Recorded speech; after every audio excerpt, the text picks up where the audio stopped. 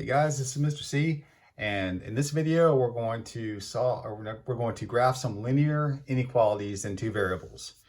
All right, so I'm going to start us off with just a regular linear inequality in two variables. Looks a lot like an equation in slope-intercept form, except you have an inequality symbol right here that we're going to have to deal with. And so not only are we going to have a line, but we're also going to have some shading going on for these. So let's take a look at what this one looks like.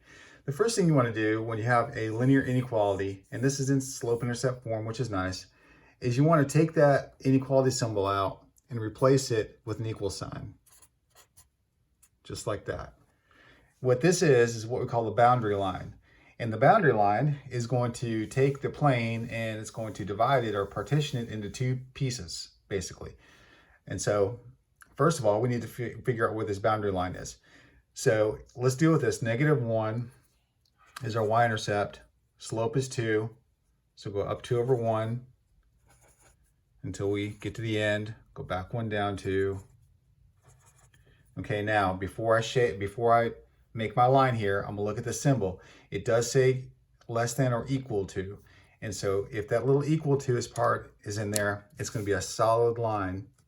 And so we're gonna have to pay attention to that when we graph our boundary line every time.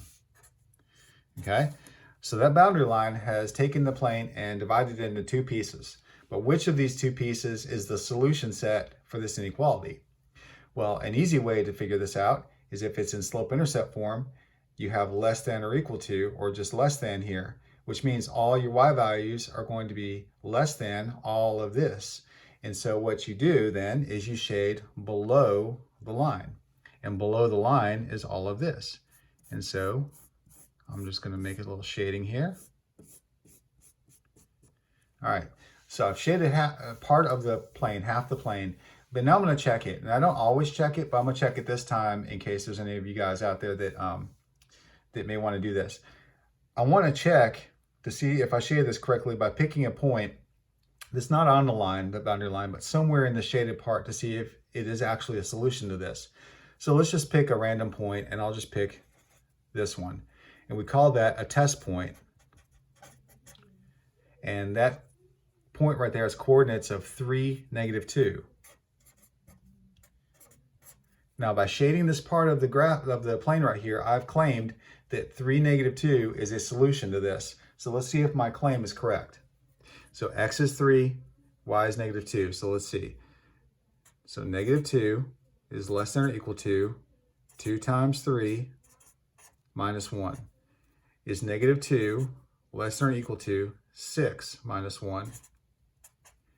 And is -2 less than or equal to 5? Is that a true statement or false statement? Well, that's definitely a true statement. And if that's true, then it should be in the shaded part, and it is.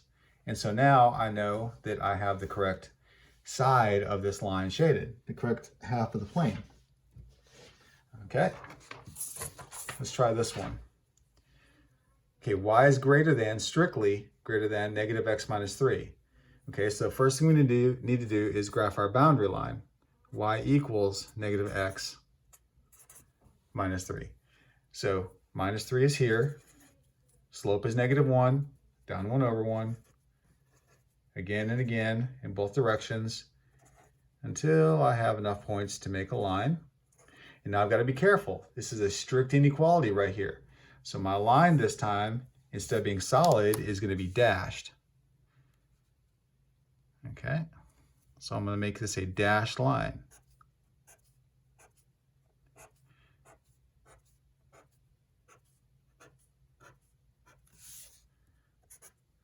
Okay, so why do I need to dash that line right there?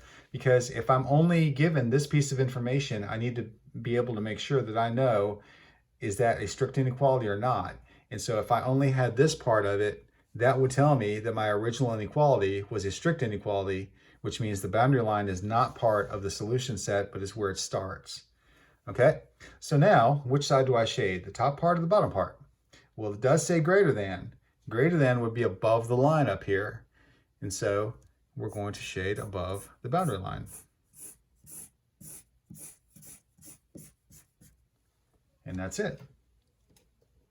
I could use a test point for that one. And as a matter of fact, when you do these for the first time, you really should check some points in here just to see. And one easy point to check is the origin, 0, 0, right? Is 0 greater than, if that's 0, -3. Is 0 greater than -3? It is, and it's in the shaded part. All right, so let's try this one. Okay, so here we have boundary y equals 1/2 x plus 1. Now eventually I'm going to get to the point where I don't need to write this out. I'm just going to mentally replace that with an equal sign. All right, but until then, I'll go ahead and write it out for you. So 1, and then we have up 1 over 2, all the way over, and back. Okay, solid or dashed? Well, it has a little equals part on there, so it's going to be solid. And teachers and professors will take off of that because that's one of the most common mistakes. Okay, now, is it shaded above or below?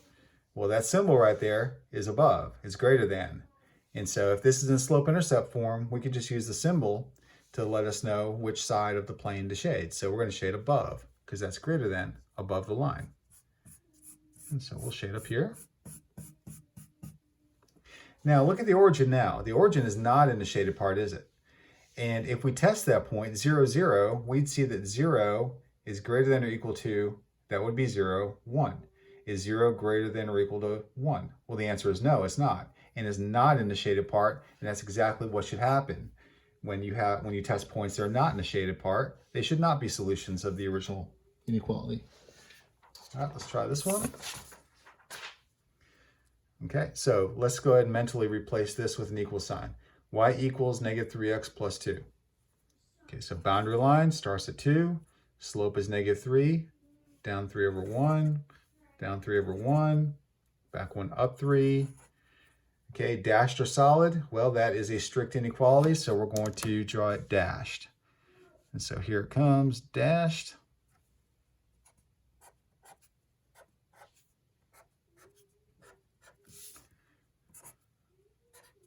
Okay, above or below? This would be above, this would be below. It does say greater than, and it's a little steep, so greater than would be above, and so we're going to shade above. Again, if you want to test some test points, you can do that. And I think we're good with that one. Okay, let's try this one.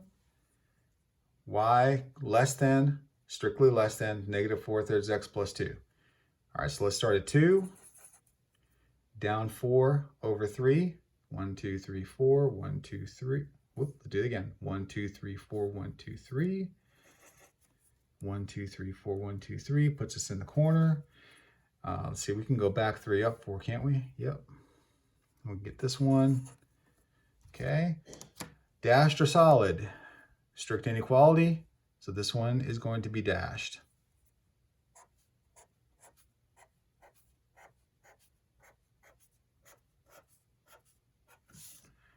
All right. All right, so now above or below?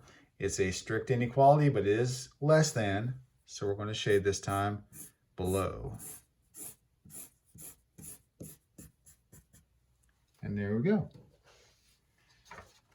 All right, so let's try this one. Get rid of that. Let's see, y greater than or equal to -2x plus 2. So we'll start with 2.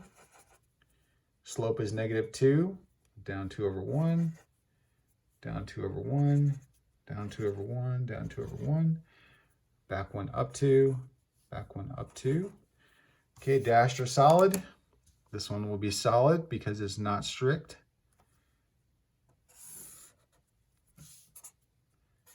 Like that. Okay, above or below? It is greater than, and so we're going to graph above.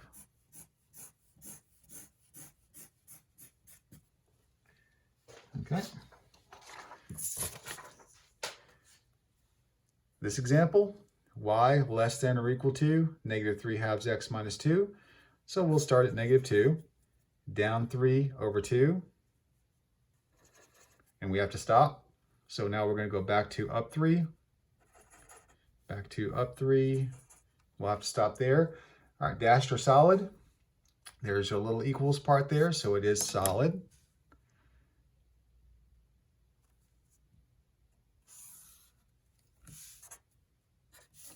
All right, above or below, it is less than, and so we're going to shade below.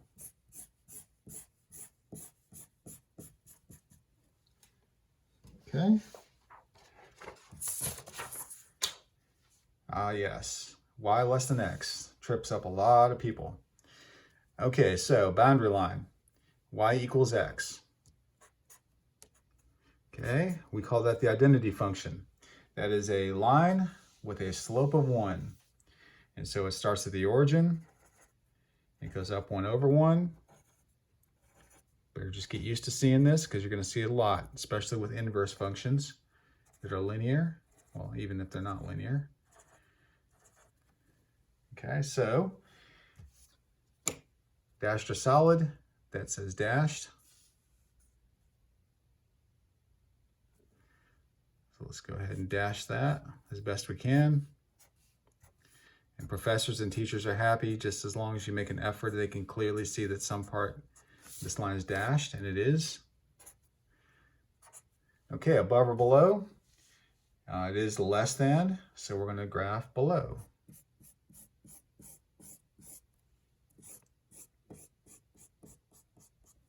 And there you go. All right.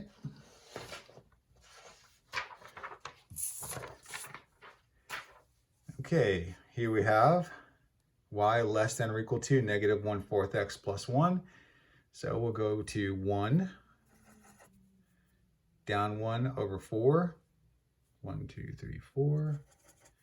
Up 1, back 4. 1, 2, 3, 4. That's all we can have. Dashed or solid. It is an equals, so it's not strict. So we're going to have a solid line. Boundary line. All right, above or below, it is less than, and so we're going to graph below, shade below.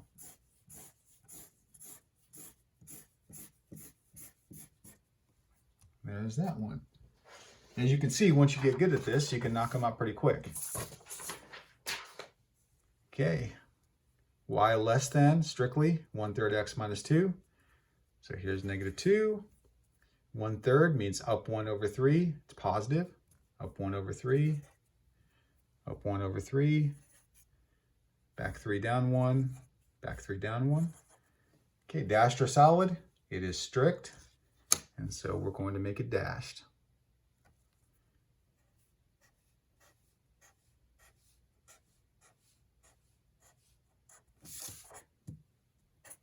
Okay, above or below. It does say less than, and so it is going to be below the line. And there you go. All right. Here we have y greater than 1/2 x minus 2. And so minus 2 puts us down here at negative 2 on the y-axis.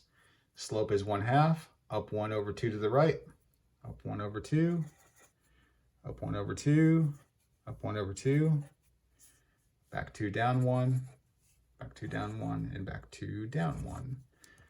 Okay, dashed or solid. Okay, strict inequality is dashed. So we'll make that a dashed line.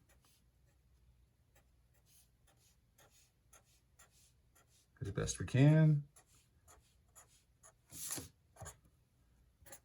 Okay, above or below, it is greater than, and so we're going to graph above.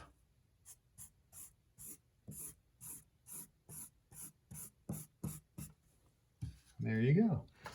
Okay, last one. Y greater than or equal to negative 1/3 x plus 1. So we're going to start at 1. This says to go down 1, 3 to the right, down 1, 3 to the right, down 1, 3 to the right, back 3 up 1, back 3 up 1. Okay, dashed or solid. And by now you probably guessed it, it's going to be solid.